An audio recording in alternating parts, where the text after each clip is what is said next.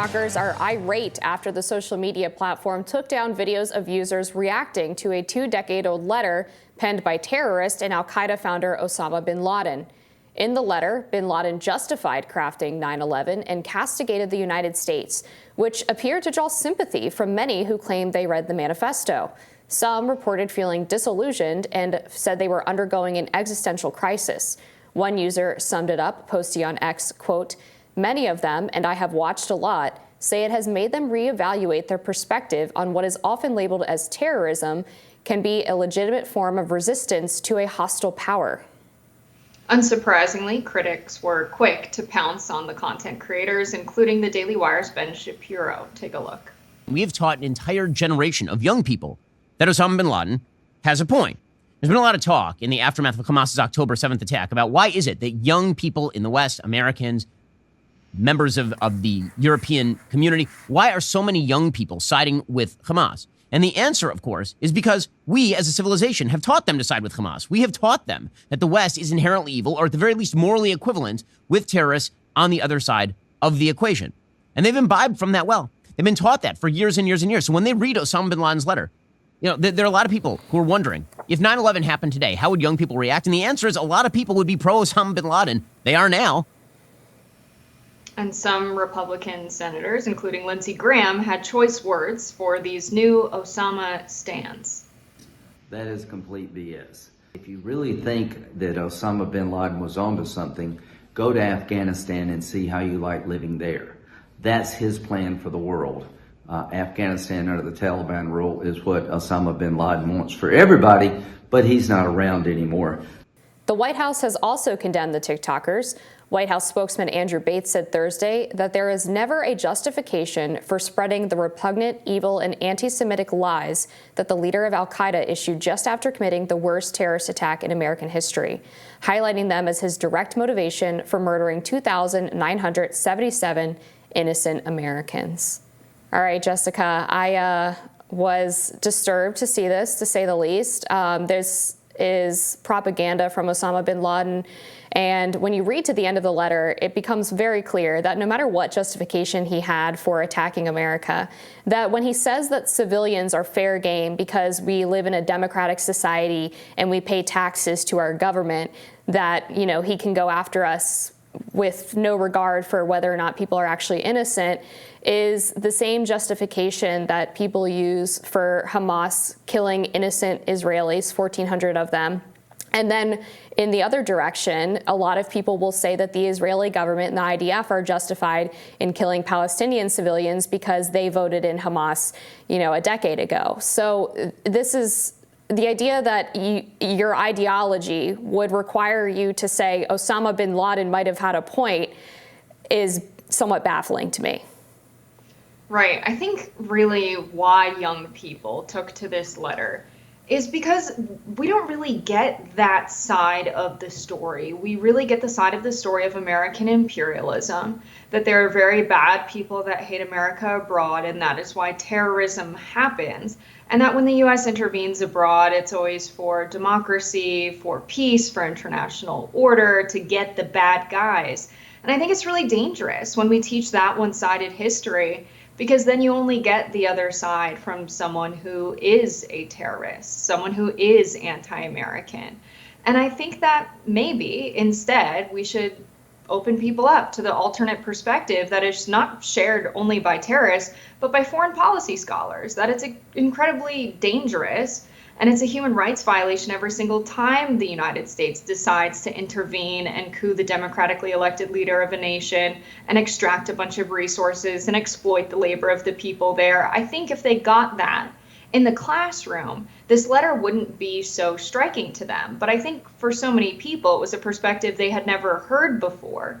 And when you're told that terrorists are bad because they kill innocent people, and then you hear that the US government is supporting Israel, killing over 11,000 innocent civilians, you start to question what you've been taught. And so I think the conditions were just primed for people to find something like this and take to it.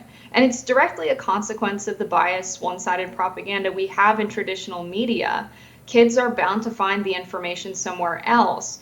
And now you see that the letter's been removed all over online. I think people can appreciate the criticism of American imperialism without coming to the conclusion that we must do as Osama bin Laden has done. I don't think any young people that read that letter will become terrorists because of it. So I think it's a free speech issue in its heart of hearts. I don't think it needs to be taken down, but I think the proper context needs to be given to our young people. The Guardian did upset readers, TikTok, X users, and others when it took down the letter from its site yesterday after 21 years, posting on its webpage, quote, "The transcript published on our website had been widely shared on social media without the full context. Therefore, we decided to take it down and direct readers instead to the news article that originally contextualized it." TikTok also removed content related to the letter, citing it, quote, "clearly violates our rules on supporting any form of terrorism."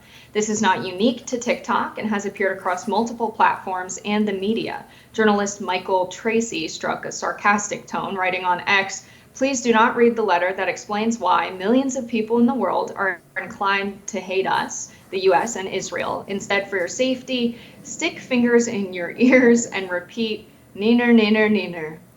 Brilliantly said. I think that the letter is circulating now for a reason, and it's because Osama bin Laden penned some valid criticisms of the US support of Israel and Israel's actions in the region.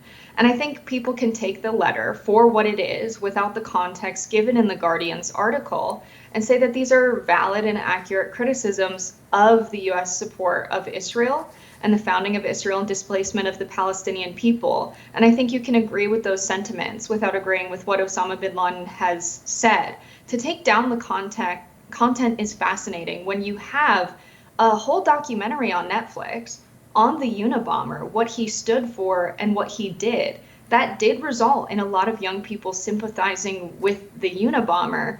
So I think the real reason it's being taken down now is not because the manifesto is going to encourage people to commit acts of terrorism, but because the manifesto and what Osama bin Laden has written directly affects the U.S. support of Israel today and what's going on with the Israel and Hamas war. It seems like a wartime action to take this letter down right now. I think what's interesting is that a lot of people are glossing over the other parts of the letter that are not justifiable and are not legitimate criticisms, because beyond him just criticizing the U.S. relationship with Israel, he does go into full anti-Semitic language when he talks about how Jews control the U.S. media and the U.S. means of production and how they're basically entirely in charge of U.S. foreign policy, which is far beyond claiming that AIPAC might have too much influence in U.S. elections. I mean, this guy blatantly had hatred for Jews. And in addition to that, he talks about the fact that one of his main criticisms with the United States is not just their so-called imperialism,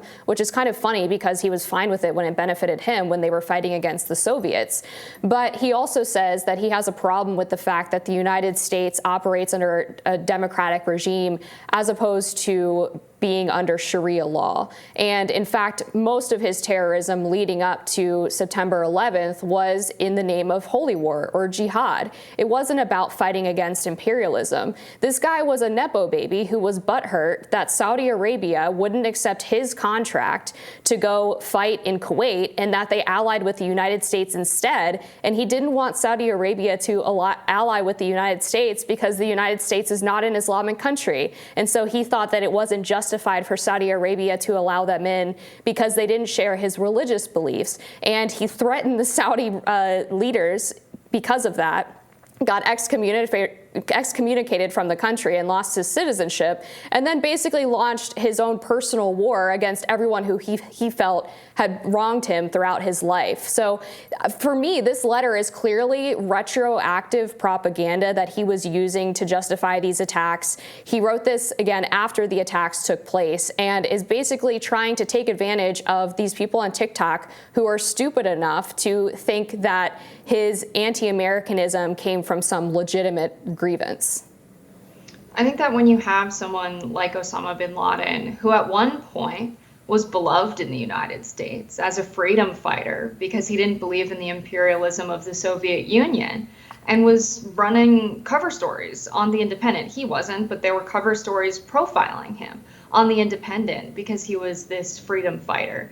The United States armed and trained the Taliban when they were originally known as the Mujahideen. This is a problem that the United States has created, and that's why I find it fascinating that similarly, you have the terrorist of the Unabomber being the subject of the CIA mission MK Ultra when he was a student at Harvard. He endured extremely intense experimentation that many psychologists have categorized as psychological torture. And so when we think about many of the enemies of the United States, a lot of them are CIA armed, trained, or created in some way or another. I think when it comes to the youths that are consuming this letter, reading it, saying it really changed their perspective on the world, these are people who are 18 years old. They have experienced the American education system, and that is it. They haven't been exposed to these ideas, and that's the real problem here. When it comes to thinking about free speech, we have to also consider that people will hear some critical things of the United States, that you can't control the media atmosphere in the same way you do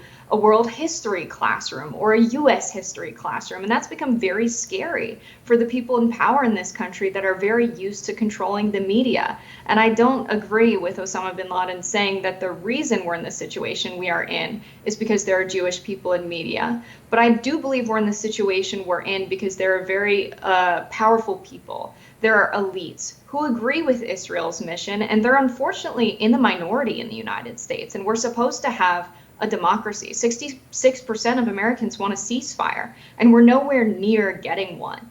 And so I think when we consider free speech, we should really give young people that are 18 to 25 who are on TikTok or 18 to 34 who are on TikTok the benefit of the doubt, that they can parse through what's in the letter and accept some things as legitimate criticisms and dismiss others. And in a country where we want to have free speech, we have to trust the youth to do that. We can't censor everything we deem anti-American. Yeah, I agree that I'm anti-censorship. I think the problem here is that these individuals who are consuming this aren't getting the context that they need in order to parse this out and understand where Osama bin Laden was actually coming from and why so many of the things in this letter were abject lies.